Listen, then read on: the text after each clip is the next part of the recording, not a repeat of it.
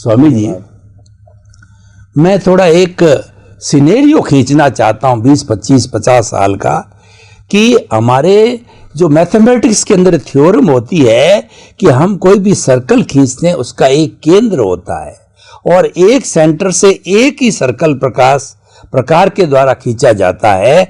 आज से 20, 25, 50 साल पहले केंद्र में मनुष्य था, केंद्र में चेतन तत्व था, केंद्र में गुणी पुरुष थे, भगवान राम थे, बुद्ध थे, और जो बड़े बड़े ऋषि मुनि थे, जो दशरथ जी जैसे थे, और किन किन का नाम, दधीची थे, भृगु थे, और वो उनको जो है शासन में भी स्थान दिया जाता था।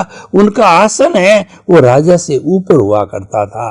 लेकिन और उसके साथ साथ जो परिधि है, क्योंकि केंद्र के साथ परिधि होती है, सेकेंडरी बातें परिधि पे थी, मान सम्मान धन दौलत जड़ परिधि पे था, चेतन केंद्र में था। लेकिन अभी सिनेरियो इतना बदल गया है, व्यक्ति में पता नहीं क्या चेंज आया है कि उसने उठा करके जो है वो केंद्र को पटक दिया परिधि पे, परिधि को बना दिया केंद्र, यानी धन संपत्ति साधन जड़ को जो है केंद्र में ला करके उसके साथ में जुड़ गया, और ज्ञानी पुरुष और गुणी को सबको केंद्र जो परिधि में डाल दिया।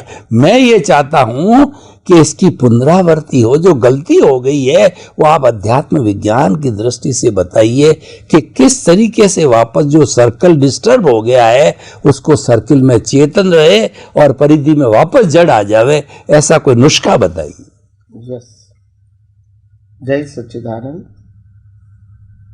आध्यात्म विज्ञान के अंदर काफी सिंपल बातें हैं कि आखिर सेंटर एंड सर्कल, आज पूरा विश्व सर्कल में फंसा हुआ है, मगर बिना सेंटर सर्कल नहीं होता है। तो सर्कल और सेंटर की जो परिभाषा है पहले हमको यथार्थ रूप से समझनी पड़ेगी। क्या दोनों में अंतर है, क्यों हम कंफ्यूज होते जा रहे हैं? सिंपल बात यह है, सेंटर और सर्कल की परिभाषा पहले समझो, बाद में एग्जाम्पल।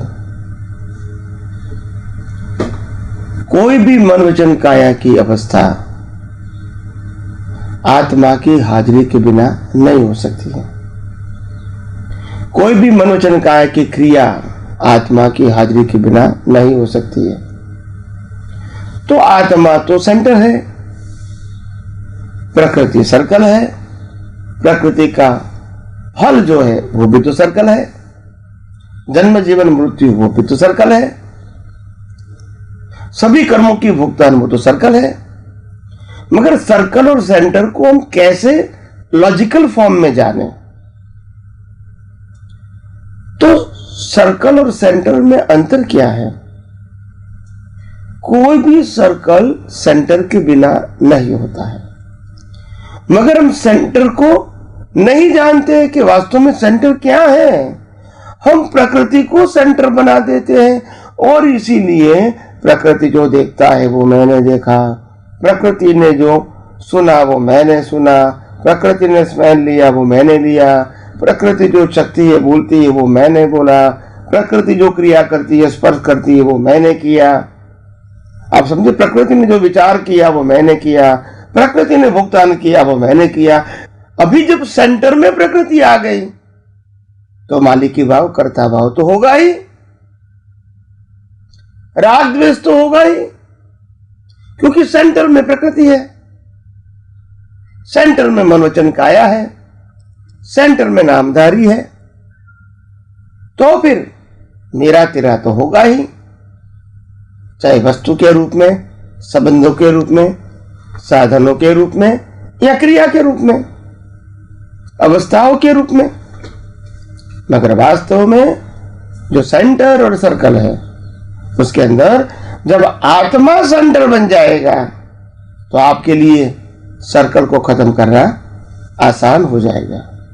मगर क्योंकि अनादिकाल से हमने आत्मा तो शब्द रूप से जाना है, मगर आत्मा को जीवन जीने की हर अवस्था में सेंटर के रूप में नहीं रखते हैं। तो इसीलिए मैं मानता हूं जिस दिन आपको आध्यात्म विज्ञान के माध्यम से आत्मा सेंटर में आ जाएगा और आत्मा के अलावा मन वचन काया, उनकी अवस्था और 5 इंद्रियों से दिखती हुई हर अवस्था जब आपको सर्कल के रूप में लगेगी और कुदरती रचना के रूप में देखेंगी तो फिर राग द्वेष होने की संभावना नहीं है, और नहीं होगा तो अज्ञान भी खत्म होगा और धीरे धीरे जो अपना सेंटर है उसकी ओर हम आगे बढ़ते हैं। तो आइए हम सब यही आध्यात्म विज्ञान को और गौर दृष्टि से और विशालता से समझने की कोशिश करें और अपनी दृष्टि को विशाल बनाएं।